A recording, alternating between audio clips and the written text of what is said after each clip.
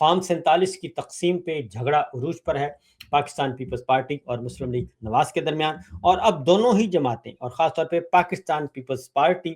وہی بات کہہ رہی ہے، وہی کچھ کر رہی ہے جو عمران خان صاحب نے آج سے 4 سال پہلے کہی، اور پھر 8 فروری 2024 کا جو الیکشن جس طریقے سے چوری کیا گیا اس کے بارے میں اب بلاول بھٹو وہی تمام الزامات نون لیگ پر، موجودہ حکومت پر اور ہماری ملٹری اسٹیبلشمنٹ پہ لگا رہے ہیں۔ جب پاکستان تحریک انصاف، عمران خان، اپوزیشن جماعتیں اور ہم جب یہ بات کرتے تھے کہ یہ سارا نظام فارم 47 کا ہے تو اس وقت ان کو غصہ آتا تھا، لیکن اب بلاول بھٹو بھی وہی باتیں کر رہے ہیں کہ جناب سارا نظام ہی فارم 47 کا ہے، اور جب فارم 47 کا ہے تو پھر کیوں نہ ہو، پھر اب ہماری باری ہے فارم 47 کے لینے کی۔ تو سٹارٹ لیتے ہیں جناب، کیونکہ بجٹ سے توجہ ہٹانے کے لیے بھی چیزوں کو دوسری سائڈ پہ کیا جا رہا ہے۔ ایک ڈرامہ کیا گیا تھا کہ ہم بائیک آؤٹ کریں گے، تو بائیک آؤٹ تو خیر نہیں ہو سکا بالکل بھی، نہ ہی کرنا تھا۔ پیپلز پارٹی نے بائیک آؤٹ، اور پیپلز پارٹی کیوں بائیک آؤٹ کرے گی، کیونکہ آن بورڈ ہے اور سیم پیج پہ ہیں، سب کچھ ہیں۔ لیکن مسئلہ صرف یہ ہے کہ وہ کہتے ہیں کہ آپ نے زیادہ کھا لیا، اب ہماری باری ہے، ہمیں کھانے دیں۔ آپ کے پاس بہت بڑا صوبہ پنجاب ہے، آپ کے پاس فیڈرل گورنمنٹ ہے، پرائم منسٹر آپ کا ہے، صوبے کا وزیر اعلیٰ آپ کا ہے، اور دونوں فارم 47 کے ہیں، تو لہٰذا ہمارے پاس صرف صوبہ سندھ ہے جو کہ دوسرا بڑا صوبہ ہے، وہ ہمارے پاس ہے، اس سے پوری نہیں پڑتی، لہٰذا ہمیں کچھ اور چیزیں بھی دینی چاہیے۔ تو گلگت بلتستان کے الیکشن کے بارے میں بلاول بھٹو کیا کہتے ہیں، پہلے ذرا وہ سن لیجئے، سنائیے گا جی بلاول بھٹو۔ تو اگر وہ زبردستی بنانا چاہتے ہیں تو سچ یہ ہے، حقائق یہ ہے کہ ان کا جو فارم 45 کے مطابق گنتی ہے وہ 3 کا ہے۔ اب وہ جب کہہ رہے تھے کہ ہم گلگت بلتستان کو لاہور بنا دیں گے، تو اس کا مطلب کیا یہ تھا کہ جیسے آپ کا لاہور کا حکومت بنا اب ویسے گلگت بلتستان میں حکومت بنانے کے خواب دیکھ رہے ہیں؟ تو کہتے ہیں کہ جی گلگت بلتستان کو لاہور بنا دیں گے، کیونکہ نواز شریف صاحب نے وہاں پہ تقریر کی تھی، اور مریم صاحبہ بھی یہی کہتی ہیں کہ ہم پورے ملک کو لاہور بنا دیں گے، کبھی کہتی ہیں کراچی کو لاہور بنا دیں گے، کبھی کہتی ہیں پشاور کو لاہور بنا دیں گے۔ تو بلاول بھٹو کہتے ہیں اس کا مطلب بڑا واضح ہے کہ جیسے پنجاب میں گورنمنٹ بنی ہے فارم 47 کی، تو یہ اسی طرح کی گورنمنٹ گلگت بلتستان پہ بنانا چاہتے ہیں، یعنی فارم 47 لے کے گلگت بلتستان میں بھی اس کو حکومت وہاں پہ بنائیں، اپنا وزیر اعلیٰ لے کے آئیں، اور اس کو کہیں گے یہ ہم نے لاہور بنا دیا۔ اب پنجاب کا آپ کو معلوم ہے ڈاکٹر یاسمین راشد جیتی ہوئی ہیں، لیکن نواز شریف صاحب کے پاس فارم 47 ہے، مہر شرافت جیتے ہوئے ہیں اس فارم 47، لیکن مریم صاحبہ کے پاس ہے، سلمان اکرم راجہ صاحب جیتے ہوئے ہیں لیکن فارم 47 دیا ہوا ہے اون چودھری کو۔ اسی طریقے سے باقی حلقے لے لیں، شہباز شریف صاحب ہارے ہوئے ہیں، ان کا فارم 47 جو ہے وہ دیا ہوا ہے، عالیہ حمزہ کا فارم 47 شہباز شریف صاحب کو دیا ہوا ہے۔ تو لاہور جو ہے اسی طریقے سے علیم خان صاحب کا جو ہے وہ بھی کسی اور کی سیٹ ہے، وہ فارم 47 علیم خان کو دیا ہوا ہے۔ تو یہ ایک پورے کا پورا پنجاب ہے، پورے کا پورا راولپنڈی ڈویژن پورے کا پورا فارم 47 کی پیداوار ہے، اور خود اس وقت کے کمشنر راولپنڈی لیاقت حسین چٹھا صاحب نے یہ ساری باتیں کر دی تھیں۔ تو یہ ہیں معاملات۔ اب ذرا بلاول بھٹو کا اگلا شاٹ سنوائیے گا جی ذرا۔ وہ پیر پگارا صاحب کا بات بول چکا تھا کہ مسئلے میں پڑتے ہیں تو پاؤں پکڑتے ہیں، جیسے مسئلے سے نکلتے ہیں تو گلا پکڑ دیتے ہیں۔ اب دس از as far as my seats are concerned, right؟ کہ میرے اپنے سیٹس، میرے اپنا حق جو کہ میں نہیں۔ تو یہ کہتے ہیں جناب وہ گلا پکڑتے ہیں، تو یہ بات چودھری اعتزاز احسن صاحب نے بھی کہی تھی، اور انہوں نے اس وقت بھی کہا تھا کہ یہ نون لیگ والے جو ہیں آل شریف اور جاتی عمرہ، ان کی یہ نیچر ہے کہ جب ان کو مصیبت پڑتی ہے تو یہ آپ کے پاؤں پکڑتے ہیں، منت سماجت کرتے ہیں، منت اللہ کرتے ہیں، اور جب ان کا مطلب نکل جاتا ہے اور جب اقتدار کے ایوانوں میں پہنچ جاتے ہیں، خطرہ ٹل جاتا ہے، تو پھر یہ گریبان پکڑتے ہیں، اور یہ وہ اس وقت کر رہے ہیں۔ اور یہی وجہ ہے کہ ہمارے جو ملٹری اسٹیبلشمنٹ ہے وہ بھی ان کو لا کے اب پچھتا رہی ہے، کیونکہ انہوں نے گریبان ہی پکڑا تھا جب انہوں نے کہا تھا کہ جناب ہمارے پاس تو ویڈیوز ہیں، مریم صاحبہ نے کہا تھا ہمارے پاس تو بہت سارا میٹیریل ہے اور ہم وہ چیزیں سامنے لے آئیں گے، تو بلیک میلنگ کی پالیٹکس سٹارٹ ہو گئی تھی۔ تو بلاول بھٹو پیپلز پارٹی کے سربراہ ہیں اور گلگت بلتستان کے الیکشن کے بارے میں واضح طور پر بتا رہے ہیں کہ مسلم لیگ نواز کی صرف کتنی تھی؟ 3 سیٹیں ہیں. یہ 3 بھی نہیں ہے بلکہ 2 سیٹیں ہیں اور ان 2 کو بڑھایا جا رہا ہے. 2 کو بڑھا کے 3 کو بڑھا کے وہ کر دیا گیا 8 اور 8 تک لے گئے اور اس کے بعد اب مزید 5 تک اس کو بعد مزید اس میں اضافہ کرنا چاہتے ہیں. اور اس میں رانا ثناءاللہ صاحب کو آپ کو سنواتے ہیں کہ رانا ثناءاللہ صاحب کیا کہتے ہیں، ذرا وہ بھی سن لیجئے گا، کیونکہ رانا ثناءاللہ صاحب کہتے ہیں کہ نہیں بالکل نہیں، ہماری سیٹیں ابھی آ رہی ہیں. یعنی الیکشن ہو چکا اور 9-10 لاکھ ووٹر تھے جن کی گنتی جو ہے وہ 3 گھنٹوں میں آرام سے ہو جاتی ہے تمام حلقوں کی، اور چند ہزار کے حلقے تھے، لیکن کہتے ہیں کہ وہ رزلٹ آ نہیں رہے، رزلٹ تیار ہو رہے ہیں. گلگت بلتستان رانا ثناءاللہ صاحب کو سنائیے گا جی. پیپلز پارٹی یا مسلم لیگ نون کا؟ دیکھیں ابھی تو وہاں پہ رزلٹ جو ہے وہ مکمل نہیں ہوا. باقی پاکستان مسلم لیگ نون کی لیڈرشپ کا وزیر پاکستان کا اور پارٹی لیڈر میاں نواز شریف صاحب کا ہمیشہ یہ اسٹانس رہا ہے کہ کسی بھی الیکشن میں جو میجورٹی پارٹی اسے یہ حق ہوتا ہے کہ وہ حکومت کرے. پیپلز پارٹی کے 10 نشستیں ہیں، مسلم لیگ نون کے ابھی تک 6 نشستیں ابھی ہیں. 5 نشستوں کے اوپر جو ہے وہ پول ہو رہا ہے. تو اس کے بعد اگر Peoples Party majority party government بنائے گی، دوسری پارٹی میجورٹی پارٹی. آپ لوگ یہ تو اصولی طور پہ بات ہے. حکومت کا حصہ ہوں گے یا پھر اپوزیشن میں بیٹھیں گے؟ جی اس بارے میں بھی کوئی بات تھینک یو. آئینی عہدے کس کے پاس ہوں گے سر؟ اس بارے میں کوئی بات فائنل نہیں تھی. اگر آئینی عہدے جو ہے وہ جو فیڈرل گورنمنٹ کی پروگریٹو ہے تو وہ تو فیڈرل گورنمنٹ. سر پیپلز پارٹی نے بائیک آؤٹ کیا اجلاس کا اور انہوں نے کہا کورم پورا کرنا ہماری ذمہ داری نہیں ہے. جی پیپلز پارٹی جو ہے وہ سارے معاملات اس کے ساتھ باہمی تو یہ جناب کے ساتھ جو ہے وہ طے صورتحال ہے. تو پیپلز پارٹی نے بائیک آؤٹ نہیں کیا تھا. تو معاملات یہ تو ہے جی آپ کا گلگت بلتستان کے الیکشن کی حد تک معاملات. اور یہ رانا ثناءاللہ صاحب کہہ رہے ہیں کہ سیٹیں ابھی آ رہی ہیں اور سیٹیں آئیں گی اور تیار ہو رہی ہیں بلکہ. تو اس سے آپ سمجھ جائیں کہ ہو کیا رہا ہے اور معاملہ کیا ہے. اس کے بعد آتے ہیں جی، یہ تو گلگت بلتستان کی حد تک، اور یہی سب کچھ 8 فروری 2024 کو بھی یہی ہوا تھا. اس کے بعد ضمنی الیکشن میں بھی یہی ہوا تھا. پھر مخصوص نشستیں جو چھین کے دی گئیں غیر آئینی عدالت کے ذریعے، اس میں بھی یہ ہے. تو اب مسئلہ صرف یہ ہے کہ مجھے لگتا یہ ہے کہ نون لیگ سے جو ہے وہ ہماری ملٹری اسٹیبلشمنٹ کا جی بھر چکا ہے، ملٹری لیڈرشپ کا جی بھر چکا ہے، اور اب نون لیگ کو فارغ کرنا چاہ رہے ہیں اور نون لیگ سے چھٹکارا حاصل کرنا چاہ رہے ہیں. کیونکہ نون لیگ کا یہ 5واں بجٹ تھا اور نون لیگ کو ڈرائیونگ سیٹ پہ بٹھایا گیا اور ان کو سب کچھ دیا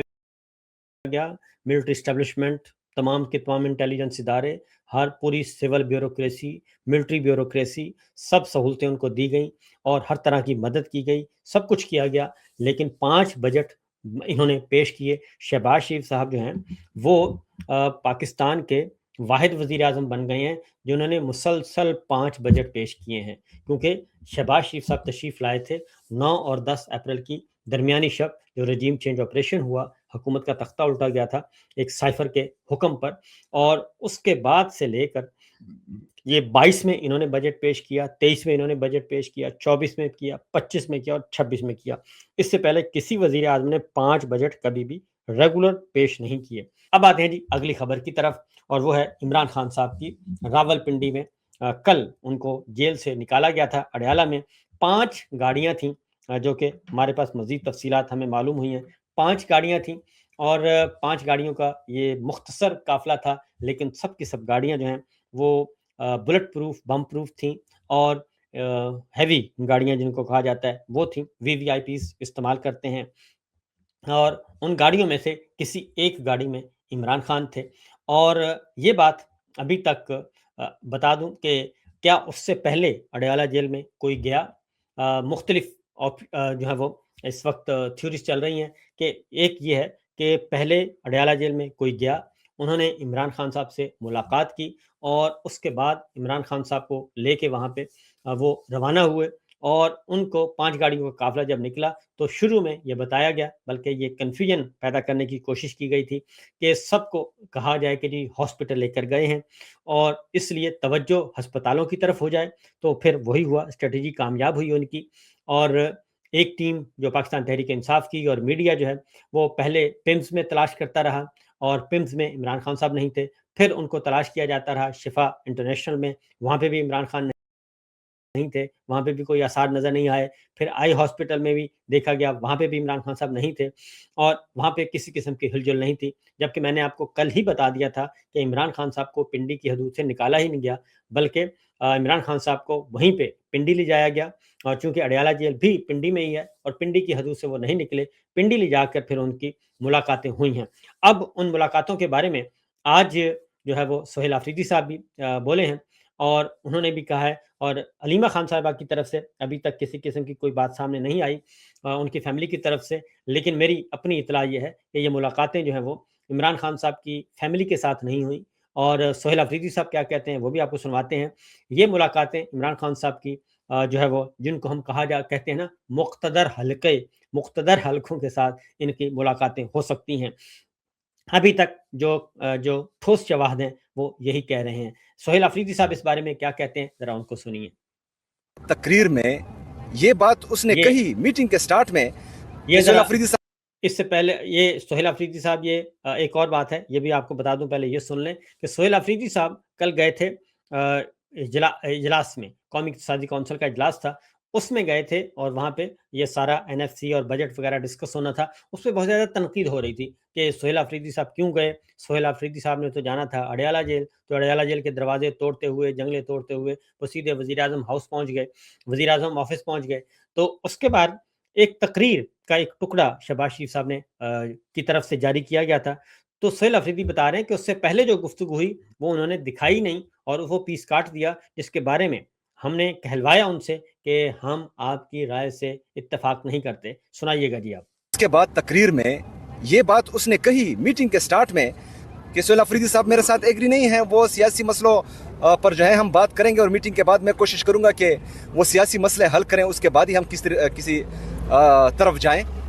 لیکن وہ چیز ہی ویڈیو سے کاٹ دی۔ مطلب تقریر میں ایک بندہ وہ چیز ایک بات کرتا ہے، باقی ساری ویڈیو موجود ہیں اور وہ حصہ ویڈیو سے کاٹ لیا۔ تو کیا میسج دینا چاہ رہے ہیں آپ خیبر پختونخوا کی عوام کو، خیبر پختونخوا کی حکومت کو؟ یہ تو بے ایمانی ہے سیدھی سیدھی۔ آپ جو ہے آپ کا مقصد کچھ اور ہے، آپ کچھ اور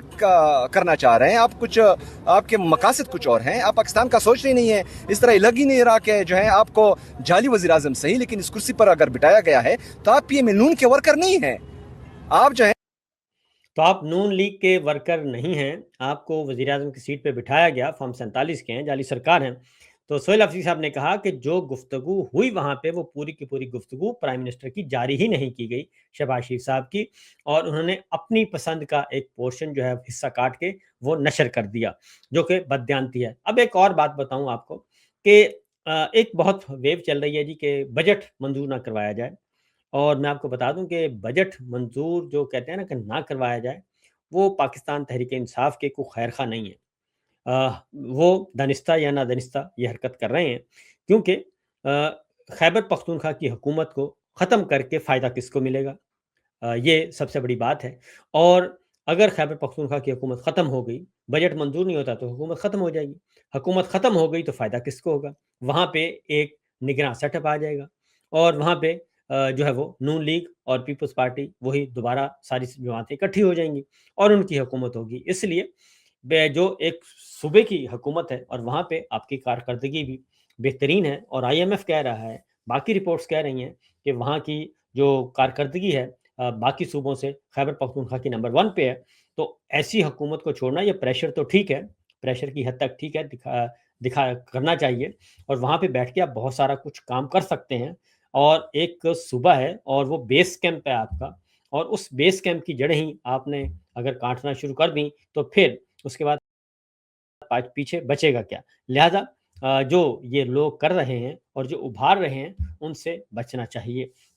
اور ایک اور بات آپ کو بتا دوں کہ اس وقت ایک اور بات چلی ہوئی ہے کہ جی عمران خان کی رہائی کے لیے یہ سارے جو ہیں اپوزیشن PTI کے اندر سے ایک آوازیں، تو عمران خان صاحب کو رہا جو ہے جیل میں ان لوگوں نے نہیں رکھا ہوا، نہ ہی عمران خان صاحب کی فیملی ان کی ذمہ دار ہے، اور نہ ہی یہ لوگ ذمہ دار ہیں، اور نہ ہی PTI ذمہ دار ہے، نہ ہی کوئی میڈیا، بلکہ عمران خان کو جیل میں جس نے رکھا ہوا ہے، آپ ان کی بات کریں، وہ ہے فیلڈ مارشل کی وجہ سے عمران خان جیل میں ہے، فیلڈ مارشل کی وجہ سے جو ہے جھوٹے مقدمات ان پہ قائم ہیں، اور وہی سب کچھ کر رہے ہیں، اور یہ پاکستان تحریک انصاف یا محمود خان اچکزئی یا راجہ ناصر عباس صاحب یا مجلس وحدت المسلمین یا سنی اتحاد کونسل صاحبزادہ حامد رضا صاحب یا یہ میڈیا پرسن جتنے بھی ہیں جو اس وقت جلا وطن بھی ہیں اور آف ایئر بھی ہیں، وہ ذمہ دار نہیں ہیں، اور اس لیے آپ بجائے اس کے کہ اپنی توانائیاں جو ہیں وہ ساری کی ساری صرف کریں اس طرف، تو آپ اپنی ساری توانائیاں صرف کر دیتے ہیں ان لوگوں پہ جو کہ اس کے لیے پریشر ڈالتے ہیں اور تگودو کر رہے ہیں۔ آپ روزانہ جو ہے اب کیونکہ سہیل افریدی صاحب اور یہ ٹیم جو ہے ان پہ کیوں اس وقت معاملہ گرم ہے، وہ اس لیے گرم ہے کہ یہ ایک پریشر ڈیولپ کر رہے ہیں، اور پریشر ہے، بالکل ہے، اور کسی وقت بھی احتجاج ہو سکتا ہے، کسی وقت بھی لانگ مارچ ہو سکتا ہے، لیکن پالیٹکس میں ایک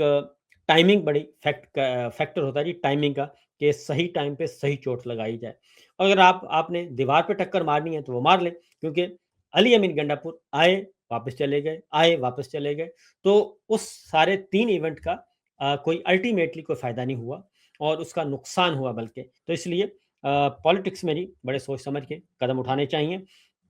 تو یہ جو چاہتے ہیں کہ جی بجٹ منظور نہ ہو، وہ دراصل خیبر پختونخوا میں نون لیگ کے اور پیپلز پارٹی کے اور ان لوگوں کے بیانیے کو تقویت پہنچاتے ہیں۔